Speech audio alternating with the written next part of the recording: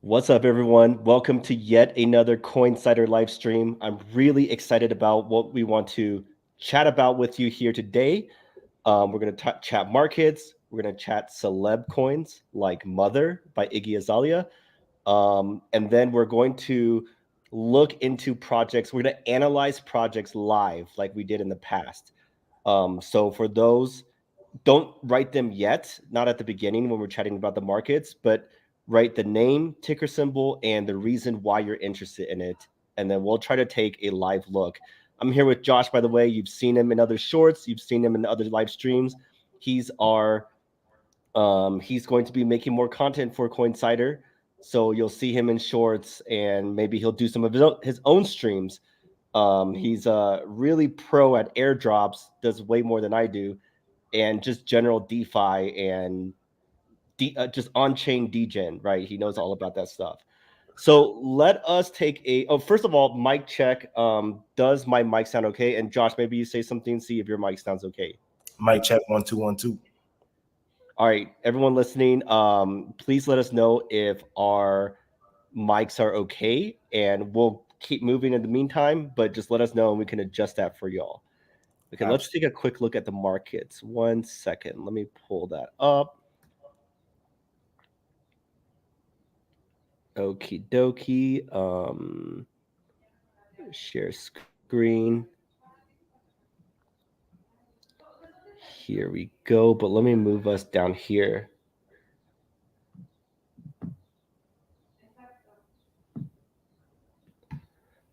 Okay, so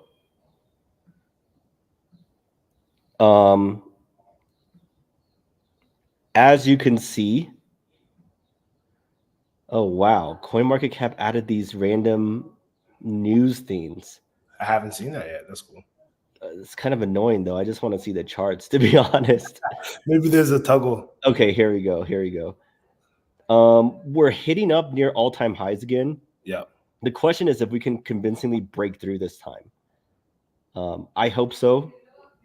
And I hope that with that, we will once again kick off a bull season for altcoins too, because altcoins have been kind of struggling throughout this like down period. And what was I going to say? Yeah, I mean, that saying that everyone always has a saying like sell in May and go away turned out to be very prescient this time around, very true. And what is your sentiment, Josh? Are you thinking that we will break through, or are you thinking we still range sideways for a bit? Well, yeah, this I see a lot of analysts saying this breakout might be the real deal, just because of the volume that we're seeing here and sort of where we are in the market time-wise and how long we've been consolidating for, so on and so forth. We've seen the ETF inflows actually be quite strong. June 4th, just a couple of days ago, we actually had our second biggest day of inflows since the Bitcoin ETFs launched. I think it was somewhere around 840 million, and that was the second biggest day. So this could be the real deal. Each time we've reached these levels, we have been rejected. We've tested it a couple times in this consolidation period. But if we do get rejected, I actually do think that we can rebound quick and get to that next leg up, probably around the 80, 81K level. Once we do find our stride, I think we might get rejected one more time. It's possible, but this breakout could be the real deal. Yeah, this is really crazy to see how much inflow there is to the Bitcoin ETF products. Exactly. Like this is why Bitcoin is holding up so well, whereas other alts are still down. Because like it ultimately comes down to me, it comes down to supply and demand, and the demand side of Bitcoin has changed drastically with the approval of these ETFs. Yeah, and you've been seeing Meanwhile, go up. let's just take a look at some other random coins. Bitcoins still quite far down from all-time highs. Wow, these news things are really annoying. They're covering the entire chart. Is it like Catalyst? Yeah, big news events. Right. So a lot of alts are still. Let's look at what are some hot alts because that was kind of a dead alt. I don't know, maybe Caspa. Is Caspa? Oh, Caspa's near all-time highs. Okay. Whiff. Let's see Whiff, how that is doing. It's doing okay. It's holding up okay. What else was a hot one? BitTensor. This one is also holding up okay, but it's down. All-time high was 713-ish. Now it's 400. So just to paint a picture of how things aren't holding up as well as Bitcoin, because they don't all have the same demand flows, right?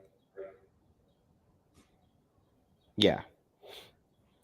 Anyways, one thing that really caught my eye lately, and I'd love to hear your take on this, is the celeb coins. Like, Yeah, this has been huge debate on Twitter lately, because some people are like, these celebs are just trying to rug us all and they don't like it. Other people are saying like, this is good for adoption. I used to be on the side that it's just a rug, but check this out. Now Iggy has an online shop where merch has to be paid with using Mother. So that's quite interesting. Maybe not just a pure rug pull. What do you think about all this, though? not bad. I mean, as far as her actually using it to make a platform that uses Mother as the token or the currency, not bad. However, we did see a lot of these celebrity tokens last bull run, and more often than not, it ends up being pretty much a rug pull. I never really participated or paid too much attention to stuff like this. However, I personally think it's always a better idea to just stay away. We saw Rich the Kid coin come out. I think that was a rug. And a few of these other celebrity coins, you might get lucky with one. Like, I guess Mother's been doing well, but overall, I avoid these. Do you think it's a net positive for adoption or no? Like, regardless of whether we personally buy them or not? Well, if more things like this are happening, because like, of course, these celebrities have a huge fan base and a big audience. So if it's like, let's say the first one to start doing concert tickets, right, using their token, that could honestly be a big thing for adoption, just by capturing that part of the market from their audience. However, we'd have to see more of that. For the most part, it has a really bad name to it because there's been so many celebrity rug pulls and scams. It's like, there's that one NBA player who did the NFT project. It was like, can't remember. Wow. Did you know this Yeah, I Hulk saw Hogan Hulk. one was a There's a rug pull potentially? yeah, and see, more often than not, that's what it goes like. So yeah, overall, I think it's a net negative so far. But Yeah, there was huge debate though. I don't know if you saw that. A lot of the people in the Solana community were like, don't talk down to this from your ivory tower. Like, this is good for adoption. We're trying to help drive crypto forward through these celebs. But other people were like, this is financialization for the sake of it. exactly. And yeah, honestly, I don't have an issue with I like celebs joining us and really becoming like members. I don't know if you remember, but like Steve Aoki bought a ton of NFTs and was like in the community last cycle. Yeah, And some other people did as well. If they really want to join us and be like genuine members, I'm all for that. And yeah, even launch projects. But a lot of them are just like, maybe they have bad advisors who also yeah. want a cut of the rug, and they're just doing shit like this. Yeah, exactly. And that's what really kind of gives it a bad name, especially for the ones who are trying to make a genuine project. At least someone like me, more times than not, would write it off, right? As just another celebrity scam. We had Logan Paul's Crypto Zoo, right? We had all these different celebrity projects that pretty much just went to zero, and they used their hype for pretty much a pump and dump. So, or at least the devs that are working for the project. So. Yeah, for But yeah, sure. I agree with you. It's about how it's actually done rather than what they're doing. Like, you had Snoop Dogg, genuine member, Steve Aoki, like you said, a few other celebrities, and that's good. Like just seeing them participate in crypto can bring in more users. But yeah, that's pretty much. Yeah, I think if anything, it's a very short term swing trade. I don't think I'd ever hold these like for more than a few months. That'd be crazy. Well, because most of them go to zero. They're like meme coins at the end of the day. Yeah. But yeah. Okay, let's take a look at some interesting projects that people are writing. This one caught my eye. Degen. Do you know about Degen? Yep, I hold some Degen. Awesome. Then Degen. what do you think about it? Legacy Legends Man is asking about it. Yeah, 100%. Degen, layer 3, if I'm not mistaken, of base, right? Yes. And really formed around the Farcaster community, which I believe has a ton of potential, and there's a lot going on there. When we really get into the heat of the bull run, I think this is a ecosystem that's going to do really well once layer 3 start to really catch steam. And like we have base, they just went live with their smart wallets, right?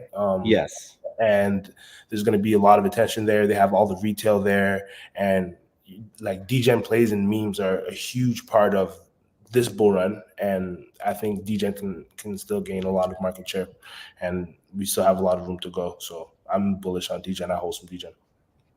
Speaking of smart wallets, that's a great thing. I want to take a closer look into. This could bring in millions, absolutely, if not billions, of next users. Because per my understanding, you don't need private keys at all. Like no more seed phrases, no more private keys. Exactly. These are done using pass keys on your device, on your like laptop or smartphone. Exactly. So it's very safe, yet much easier to do, because everyone watching this knows that seed phrases and whatnot, we have to write it down, we have to save it in a non-hackable manner, things like that. But this is supposed to be much better. Access to Coinbase balances, that's amazing. Simple gasless experiences, that's amazing. That's crazy. Yeah, the thing with that is like a lot of new users, new retail users, they're going to flood in when we start reaching all-time highs or breaking all-time highs. And the ones that want to get involved in DeFi, but it's too technical and it could be daunting to people who aren't too technical, like connecting your wallet and, like you said, storing your seed phrase and doing all this. So the smart wallet can definitely onboard a ton of retail users to Web3 and overall. Yeah, just imagine like one click creating a wallet. Yeah, that is so awesome. And because, I mean, listing, and there's also no need for bridging, right? That's a huge one too for new users. Like, oh, how do I get my funds onto this chain, and for them to trust it, and the whole 9 yards. So having one wallet is pretty much a game changer, I'd say. This is like a 10x user experience improvement. Yeah, 100%. So it can definitely onboard a ton of users. So you want to make sure you're positioned right before this happens. And so that's why I like Degen. I like the Farcaster ecosystem and so on and so forth. Check out this too, by the way. Wait. Oh, dang.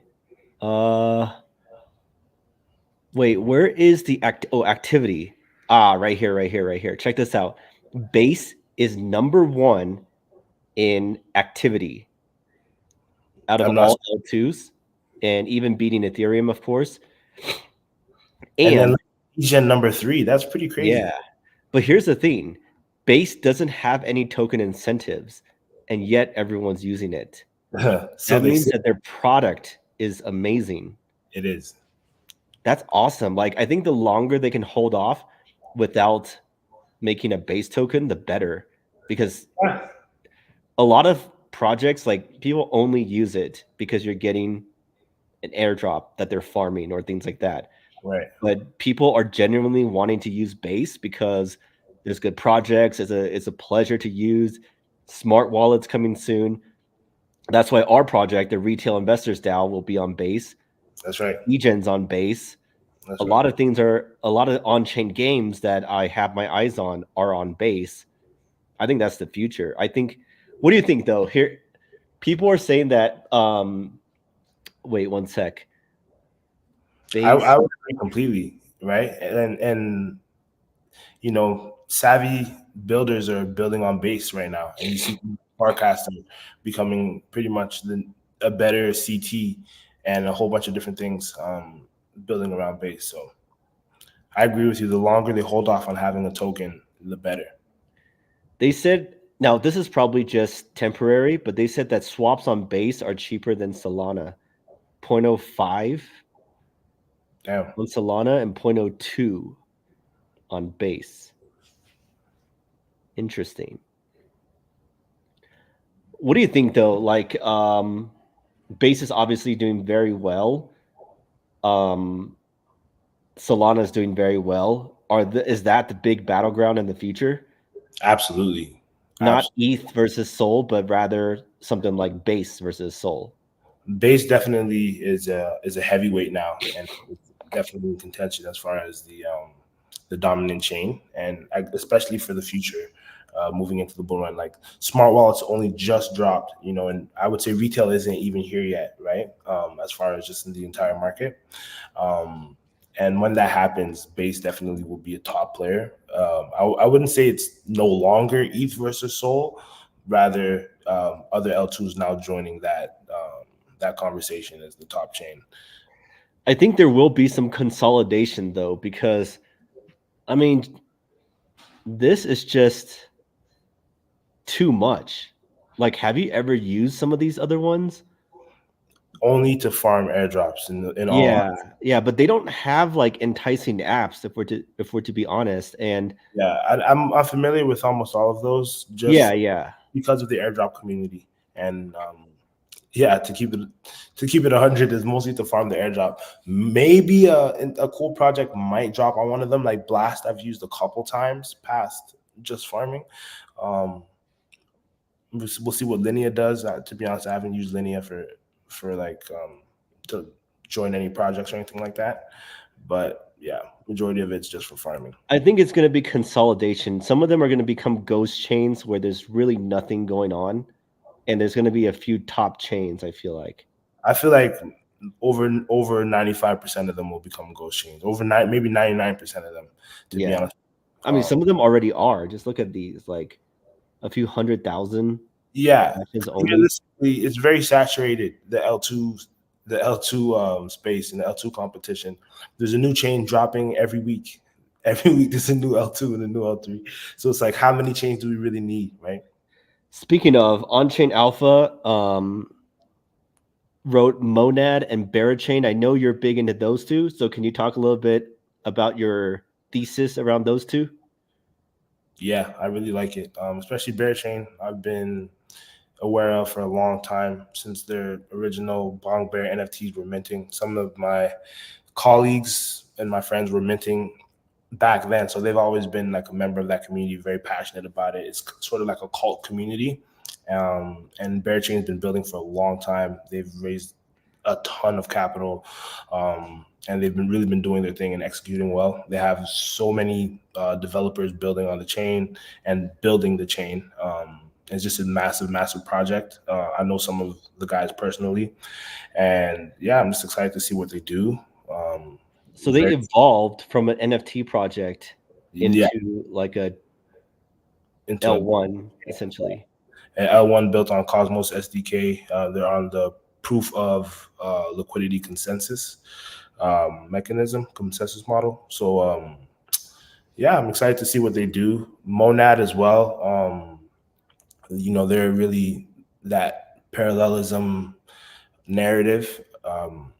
And What's the other one? There's another project that's parallelized. Oh, I forgot. technically say V2, Yeah, right? yeah, yeah, yeah, yeah, yeah. Well, technically say V2 already is kind of has that. And I think, are you thinking of another one as well? No, I think that's it. I think Yeah. those two are the big competitors for this parallelized space. Yeah. I'm actually quite bullish on say. Yeah, parallelization is going to be has a lot of potential. So we'll see what Monad does. Wormhole, there's speculation that if you're staking your wormhole, you're going to perhaps be eligible for Monad airdrop. That's sort of like the rumor floating around. And the same wormhole is going to have a big run or a big leg up when staking gets enabled for the token, because they're saying that's going to be a big criteria to getting the Monad airdrop. Monad's supposed to be a new big player. So that's kind of the hype there for me. Say, yeah, that's what someone's asking. Say got a big V2 upgrade. Let's see, V2 upgrade. Yeah, so the V2 is what made it. So basically, you can build EVM and deploy on, say, like as you would on any EVM network. So parallelized with their blockchain.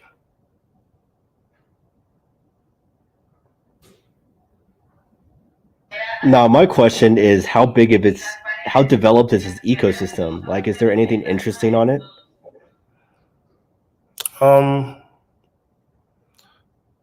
Well, Say's been, honestly, it was, the narrative around it was that it was built as the ultimate trading chain, the ultimate chain for trading.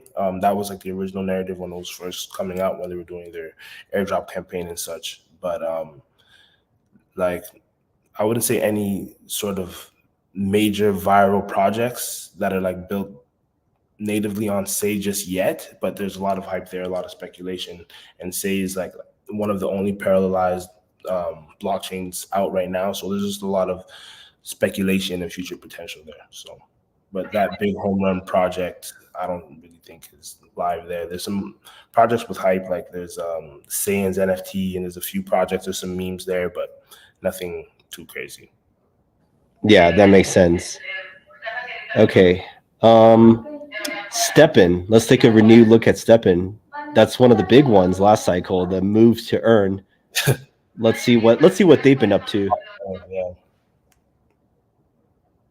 Were you involved in Steppen last cycle? I took a look, but I never bought any of their NFT shoes, as that cost like $1,000 Right. at the peak. For me, not my cup of tea, just this sort of model. It kind of reminds me of how the play to earn used to be. You buy an NFT and you can earn a yield on it. It's sort of, I don't want to say Ponzi-nomics, but a little bit kind of that style. And usually I avoid those type of mechanics in projects. So I wasn't really taking a look at Steppen.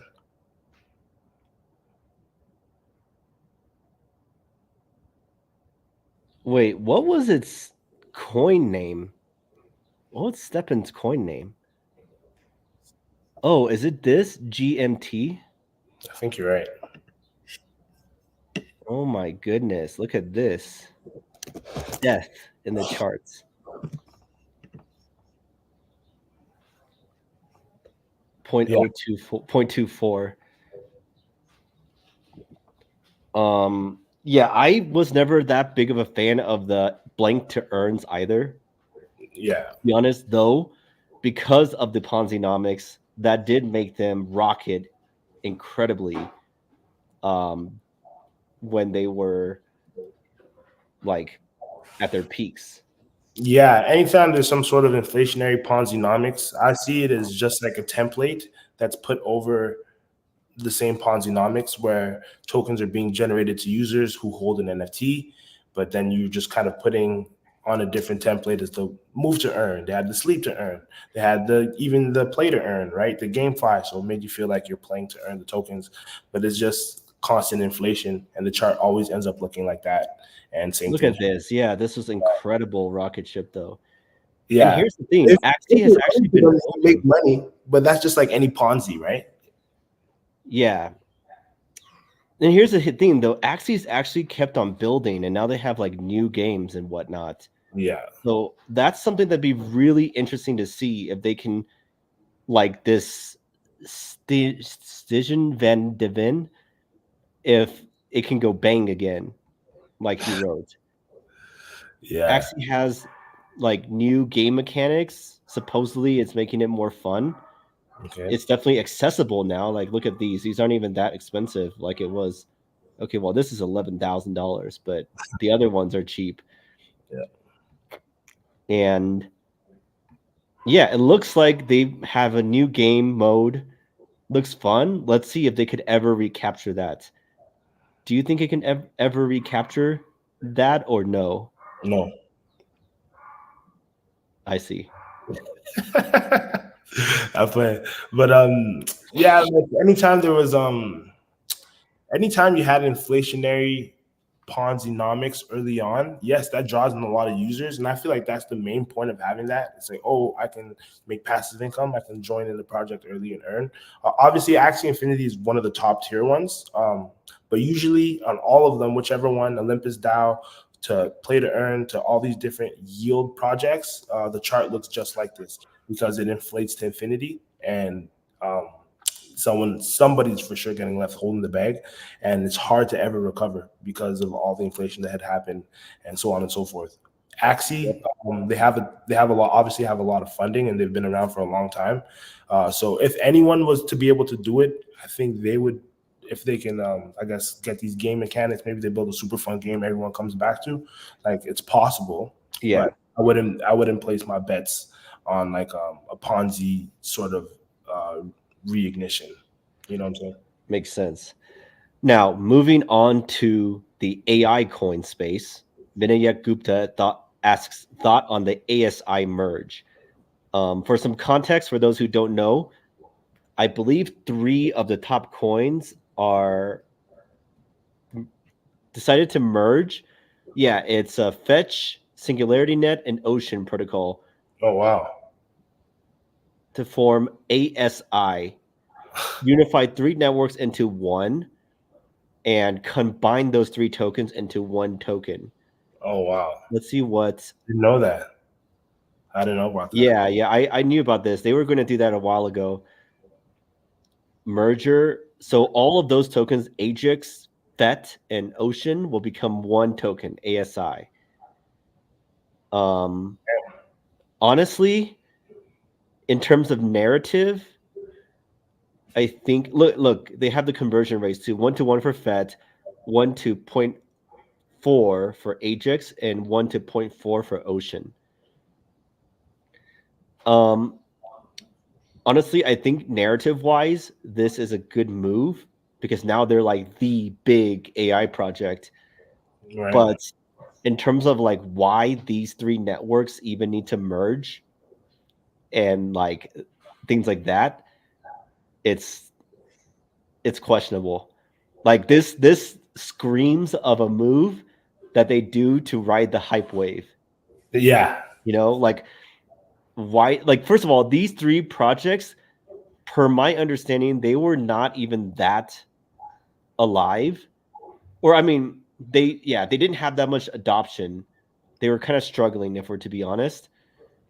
And so this feels like a purely a marketing fluff slash hype move to me. Now, that doesn't mean that when the bull market returns and the AI crypto project niche does amazing, this will likely do well as well. But as to whether anything's going to happen to it, anything interesting is going to come out of it, that I have my doubts. That's fair to say, and I would agree. To be honest with you, as you mentioned, like the users, like the actual users of these protocols, right, was, I guess, not negligible, but it wasn't significant. Yeah, it For was the not. for what they were actually building, and it seemed like their main sort of way of gaining value was playing into the AI narrative itself, the hype wave. And as you mentioned, the 3 of them uniting seemed just like, okay, like what could we do next? Like, and as the AI narrative comes back, they just want to be known as that AI coin, whereas their utility and user base isn't actually reflective, like let's say, of their market cap, right? But they're playing into the hype. So I would agree with that sentiment, to be honest with you. Unless we see something, maybe they built something that's really incredible. Mostly. I mean, their products aren't even that similar. So when they're Yeah, saying they're going to merge their networks, like, okay, are they going to do something completely different or what? I guess maybe I'm thinking they want to be like the AI hub, the number one AI hub as far as the blockchain goes. Yeah. Because one was a marketplace. To be honest, I don't even know what the other two really do. It was one like sort of a deep in. See, they launched this.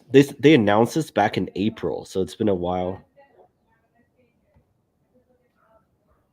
Interesting. Well, I'll be keeping my eyes on it. I bought some FET when I heard this announcement, but I sold that a few weeks after because it was like chop time and it wasn't doing well. Here's another one. Cram Mago says check SETI. They're buying 500 H100s to create decentralized AI.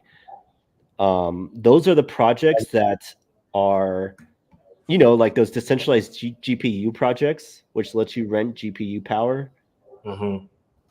Render, Aether, Akash, I guess CTI Yeah, now is CTI. getting more and more competitive, I guess.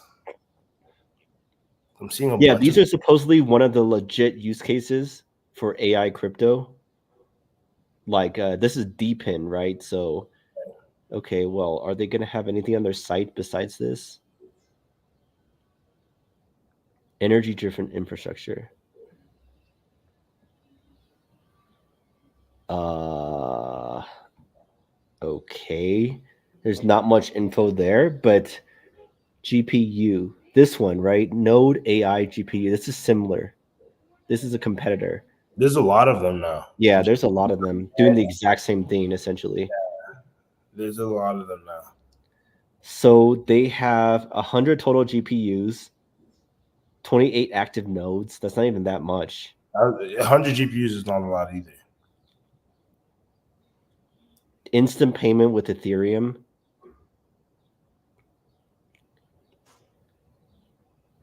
Yeah, I mean, this makes sense as a use case. It's just a lot of people trying to do the exact same thing.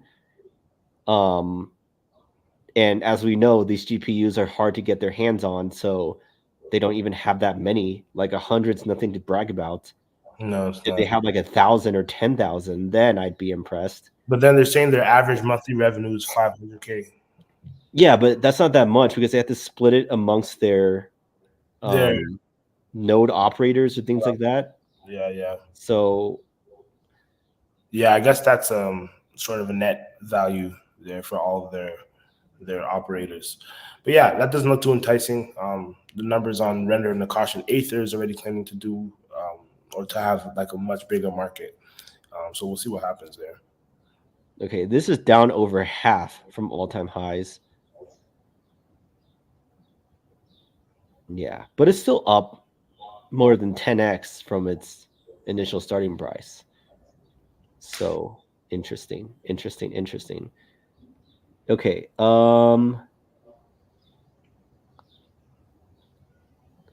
Julian asks, how do you see Miro? I heard of that before, but I don't remember what that is. I think it's a meme on Soul.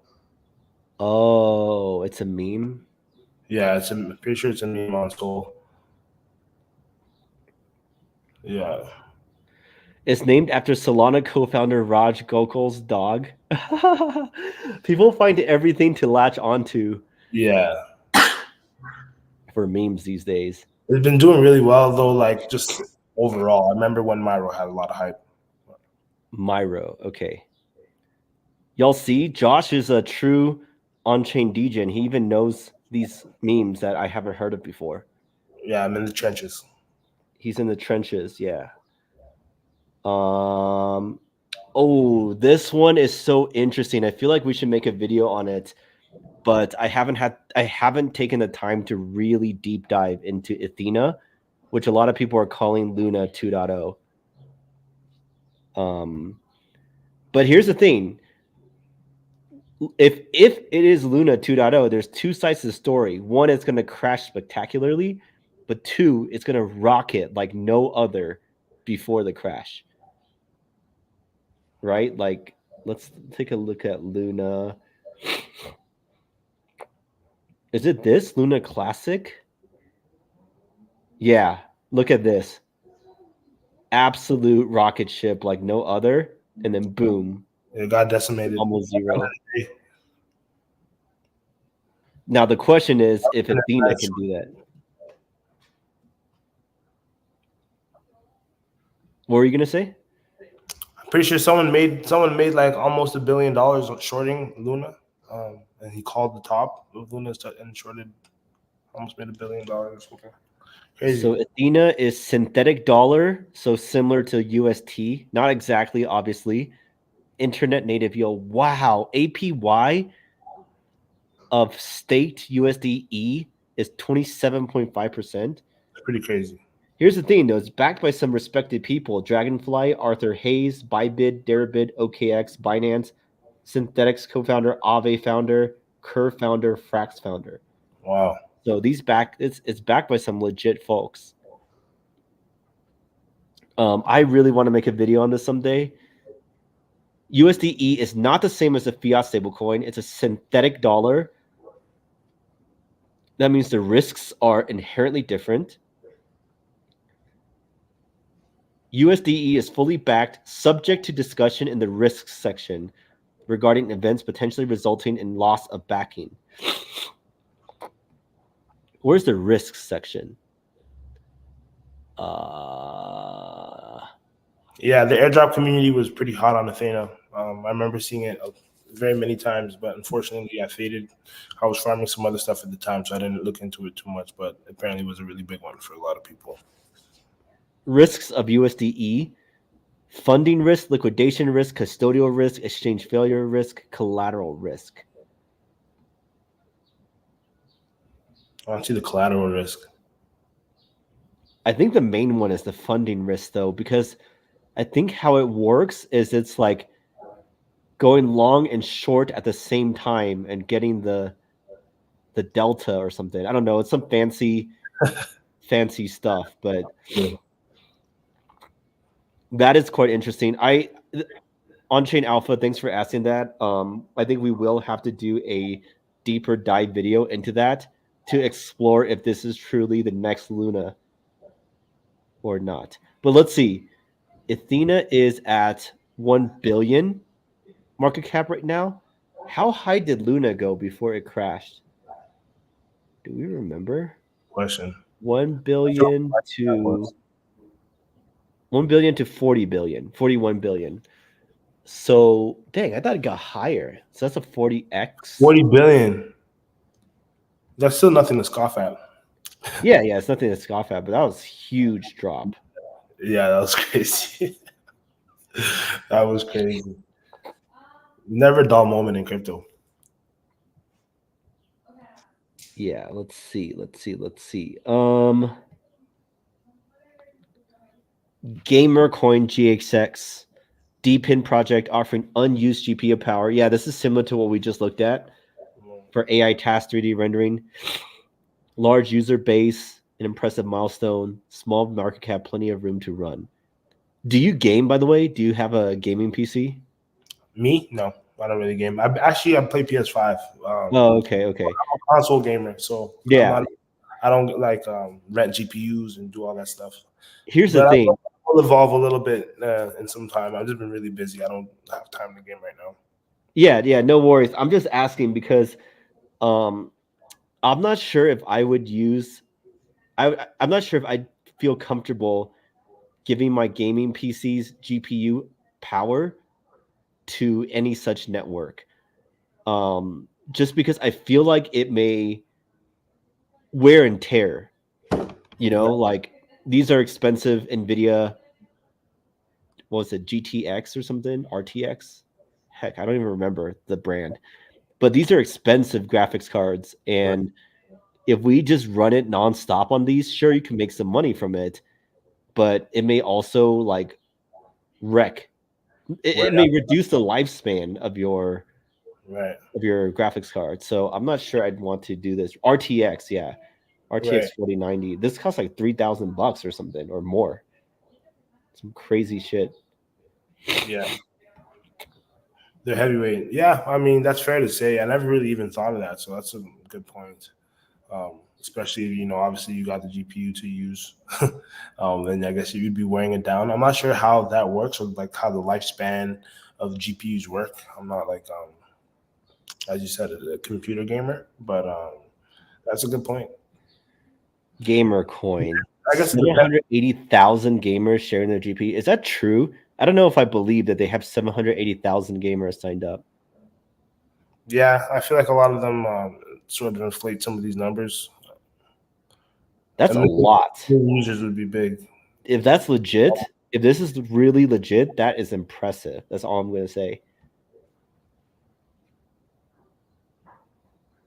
They said 15 million in rewards. Where? 15 million in rewards just from VM Vargas comment. Oh, okay. Up to $250 earned monthly by sharing PC's power. See, that's not enough for me. I don't want to run my GPU nonstop for $250. Right.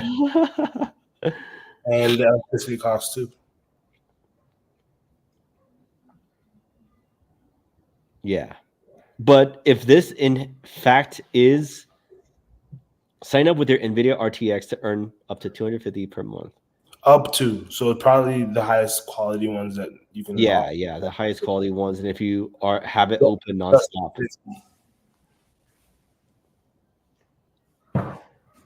Yeah, exactly, and if it's going nonstop, so I'm not sure how much the top ones are paying. That's a chart I'd like to see, the most competitive on which ones, like, I guess, pay out the most on average per GPU, like Render and all these new competitors.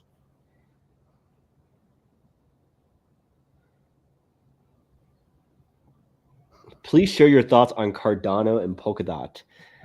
Cardano. Well, those were big projects in the past, but this cycle, those old school projects just haven't had any traction or excitement. I thought they would have more. Like when Bitcoin's bull run started, I thought these projects would get pulled along, but they really haven't. And they haven't yet. But even when they do, I'm not sure how much. Like Charles was kind of coping a bit recently. Let me see if I can find it. Right here. He's saying never before has he seen such a profound disconnect between reality and opinion. They're saying we are on the verge of the most significant hard fork in history.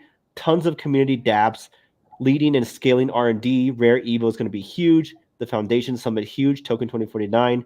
Technologies maturing. Blah blah blah. All these things, and they're like, crypto media is saying like, will Cardano die? So he's saying that there's a huge disconnect. I kind of want to look into those things and see if they're actually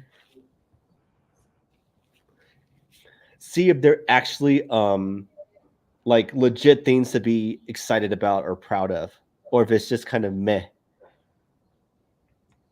Yeah, I mean, I've never been bullish on Cardano, to be honest with you. So I don't give it too hard of a look, but I know there is honestly still a very big community there and a cult community there. That's the thing. We used to, in the past, like let's say 2 years ago and further back, when we would make a video about Cardano, positive or negative, it'd get a ton of views. This cycle, it really hasn't. Like, even we made a Cardano video and it got like below average views. We're like, what? Right.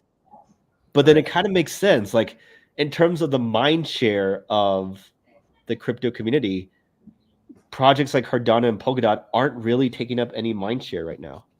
No, not right now. It's all like the new stuff. Solana, obviously. Yeah. That's why when we made a Solana video, it rocketed. Yeah, new L2s, L3s, new DeFi projects, meme coins, AI projects, things like that, right? Those have the mind share. Yeah, 100%. And as the narrative shifts and even as the money shifts, as they say, the bees, where the bees are swarming to, the attention goes there and the mind share goes there. And some of these old projects aren't as enticing to the degens, right? To the degens, or as they say, the bees.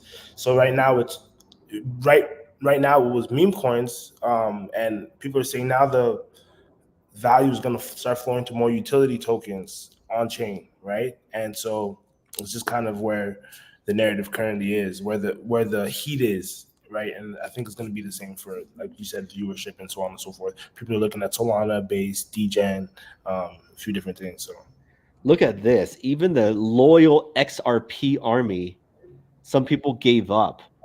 I can't find the tweet about this, but one guy who was in the XRP army for years, like since 2017, they say they sold their XRP because it's really going nowhere. Look, this is 2 years ago.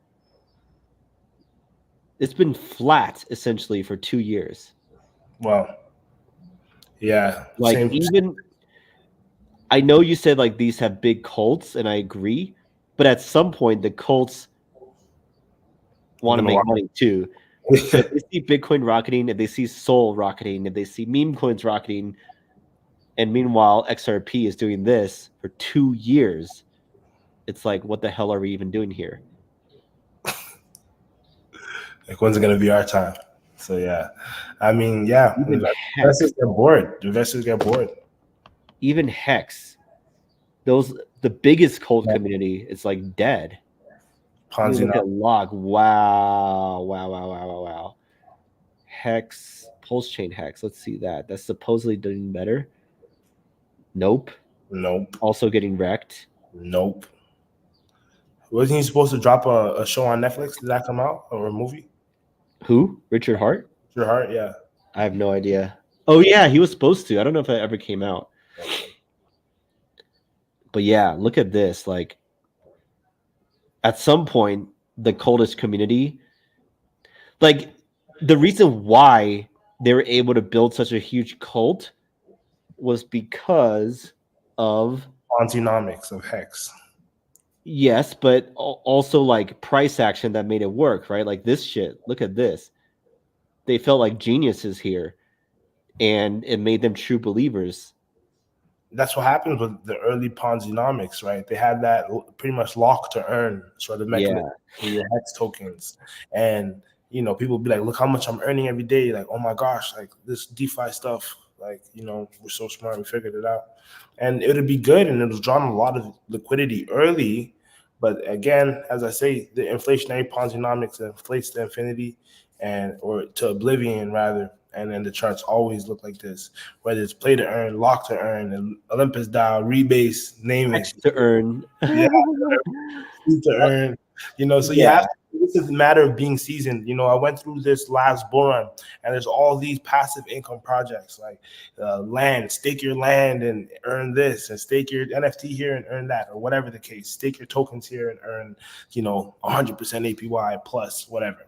And so it always ends up looking like this. That early wave, those people who were in from very early, they made money. If they're seasoned and experienced, they sold off on the way up because it ends up looking. That's the thing. Adrian and I, Adrian, the other researcher on our team, mid-curved Hex. We had a buddy who bought Hex early, was like raving about it. Right. And we're like, no, this is a Ponzi, blah, blah, blah. Yes. And it rocketed like a million X. And we're like, damn. Maybe we're like, damn, it's proving us wrong. But we were insistent that it would drop, and we were right, obviously, as you look at this chart. But of course you were right. But or actually two things. One is our buddy was so drunk on the Kool-Aid that he staked. You know how Hex lets you stake, right? He staked maximum, like he compounded 5 or 10 years or something for all the things. So at the peak, he was probably a millionaire out of like a couple thousand, like 2,000 to $1 million bucks. But they were all locked. So those are just paper gains. Those were never realized, never realizable. And now it's probably down to like where he started. Yeah, 100%. It's like, damn. I've seen this so many times. Me and my DGen community, me and my DGen server, we're in Olympus DAO, DeFi Kingdoms, all these early Titano, Drip, Hex, all these all of these Ponzi's pretty much of last bull run that had a huge community and these huge Ponzi-nomic ecosystems, and we'll be in early for the jump. And I'm not sure if you were there for Olympus DAO fork season when there was all these different forks, and it'd just be the same template. It'd all be just the same template, and it's the same game. And so you kind of have to know how to play it. There is money to be made there, but it's like a very risky game, and those charts always look the same. Drip was a really big one as well. Like, yeah. So we learned, because we were definitely mid-curving things like Hex.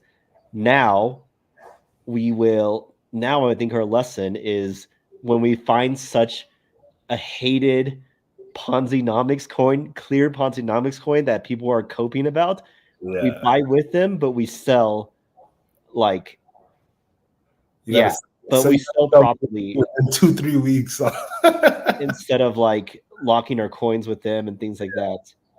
Yeah, 100%. I'm not sure if you remember Tomb. That was kind of a different sort of one, like the Tomb fork season, and all these different ones. Tomb, yeah, Tomb Finance, and yeah, as you can see, that was pretty much like another template that was being used. Tokens would be pegged, but yeah. So yeah, I avoid it every time I see it. Having participated in so many of these, for better for worse, I have an eye to spot them, and some developers will be really good, and teams will be really good at sort of masking it and adding all these different mechanics to the Ponzi-nomics. It might be lock here, it might be it's required that you hold it for a period of time, or whatever they do, or whatever the theme is. You have to be able to identify those inflationary mechanics. Bobby Napatar asks, share our thoughts on Link. Of course. I think Link is one of the most promising projects in terms of their works with a bank and stuff. However, they still have like almost half of their coins that are yet to be released and, let's just be honest, dumped onto the markets. So I think that's kind of keeping them down, to be honest. But that said, they are at a $10 billion market cap already. So it's nothing to scoff about. Right. What's the float right now? How much is still left to be unlocked? That's a good point you made, because I'm very bullish on the CCIP and, like you said, CCIP, the banks, and how important they can be to crypto, how important they are to crypto. But yeah, no matter what, if it's high FDV, low float, that's never it's never a good thing for the price. Like Chainlink is doing so many things with the biggest players like DTCC, BNY Mellon, Invesco, Franklin Templeton, Edward Jones, JP Morgan. They're doing so many things on the tokenization of securities front. Yeah. That's so legit. But unless and until those firms need to actually buy a lot of Link to use those services, their price action is not really going to change, in my opinion. Like, it may go up a little bit, but it's not going to move heavily until those flows actually generate demand. Like, for example, the BTC ETF flows have clearly generated demand that you can actually see for Bitcoin. So unless and until those firms generate flows for Link, this isn't going to move that much, is my honest opinion. Fair to say, especially with the float not all being in circulation. But I believe it just takes, and sort of the partnerships that they have and what they built, it takes one good partnership or one good mechanism built into where value flows back to the Link token, as you mentioned, for it to really be like a game changer, right? When we're talking CCIP, when we're talking banks and building an infrastructure for payments, it just takes one mechanism where Link is, let's say, required or something or other. to actually bring value to the token for it to go crazy. So I do keep a bag of Link, but it's not something that I'm overweighted in by any means. But yeah. Speaking of the Bitcoin flows, did you know that the Bitcoin ETFs collectively hold, I believe, 1 million Bitcoin? That's crazy. Like 1 million of the actual coins per se. Yeah. And so every time people buy more of these ETFs on their brokerage accounts, whatever, these ETFs will have to go buy Bitcoin on the open markets or OTC per se. Right. But they're running out of Bitcoin to buy. So imagine like people aping into these ETFs more and then them having to go buy more Bitcoin on the markets. If we're not selling, the price is going to rocket, essentially. Yes. And it's a positive feedback loop, right? Because that's going to push the prices higher. Things like the ETFs and these inflows and the demand going up for Bitcoin pushes the price higher, which more and more people want to FOMO in. And it sort of gives that positive feedback loop. That's why some enthusiasts are saying this could be the verge of the super cycle at the next cycle after this one, because of this and because of the entities that are getting involved now, right? The heavyweights of Wall Street and entire countries now starting to buy up Bitcoin and front running each other, and can cause a cascade effect and a positive feedback loop for Bitcoin. And then we can rock it. By the way, speaking of Bitcoin, do you follow barbell strategy? No. You do not? Okay, interesting. I do, and I'm not saying it's the best approach, but I have like BTC on one side and high risk stuff on the other side. Right. And my BTC stuff has held up incredibly well, obviously, with it close to all-time highs. But my other stuff is like down 50% or more. which is hilarious. But I guess that's the point of in the long run, Bitcoin strategy outperforms everything, right? In the long run, over like a 5-year stretch, right? You know what? This is interesting. I want to ask you about this. What do you think about BNB at all-time highs? That surprised me out of nowhere. That's crazy, and that surprised me too. You know, especially with CZ recently being, incarcerated, put in jail. People were very bearish on BNB, saying BNB is over. But the thing about it is, Binance is still here, right? Binance is still operating. Binance has been the top tier exchange for years, and they're still operating. They're still going. You know, CZ is only in jail for 4 months, and Binance is still a very strong ecosystem. And for a long time, it's always been the chain of the people, right? Especially last bull run. Not as much this one. You have Solana and Base and such, but last couple of cycles, BNB was sort of one of the original cheap chains, right? Where the community was always, gathering. That's true. Is anyone using BSC anymore though? Not like before. Heck. But BSC is the OG chain of the people. People used to be bearish on BSC because saying there's so many scams on BSC, but it was the original chain of the people and the original cheap chain. Yeah, it used to be the meme chain. Now Solana took that over. Yeah. Hell, I forgot. Hey, Adrian, I know you're watching this. We should definitely look at BSC in our BNB video. Daily active. Wait, let's see.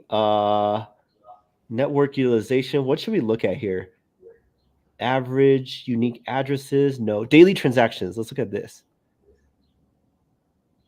All. So yeah, during the last cycle, there was more transactions going on for BSC, as you see here.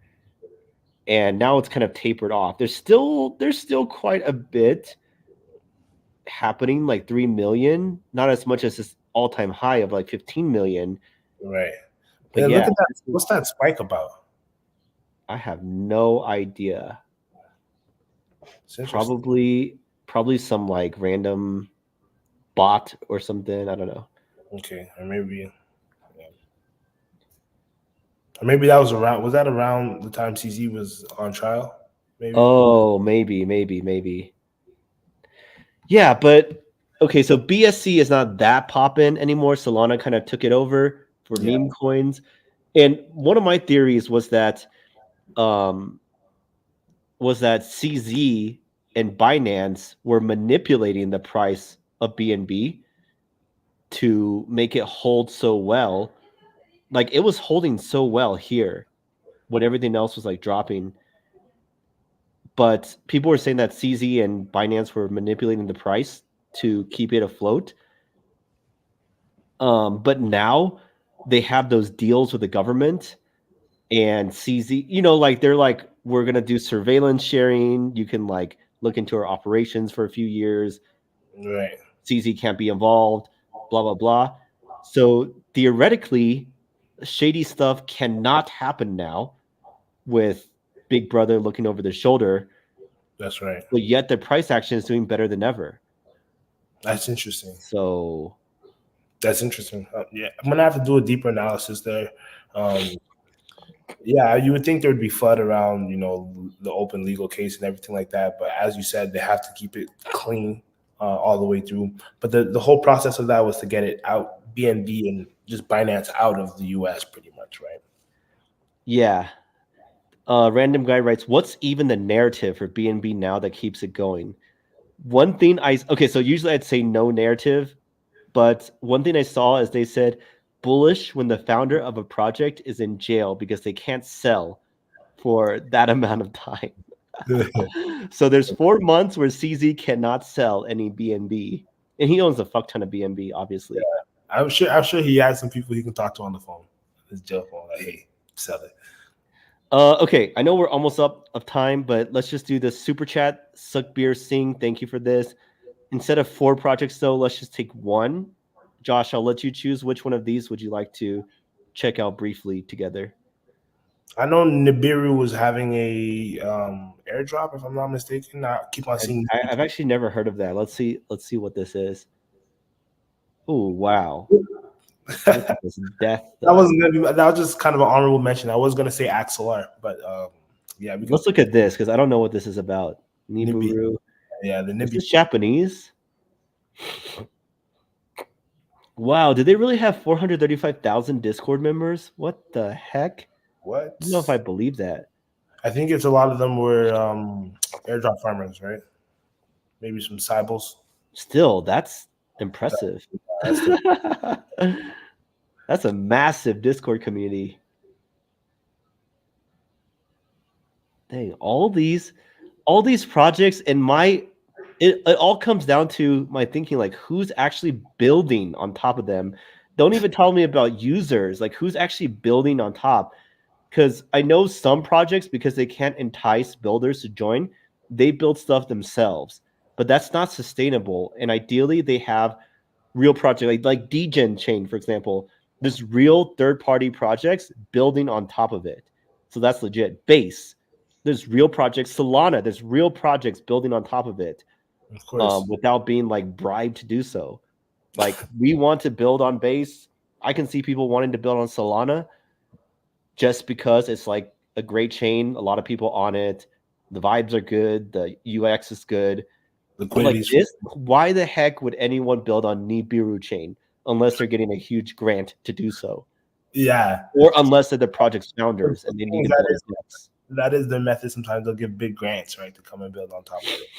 No, but you just nailed it on the head, right? Like all these different chains. And why would you build on Nibiru when there's so many users on Base, Sol, even AVAX, whatever, right?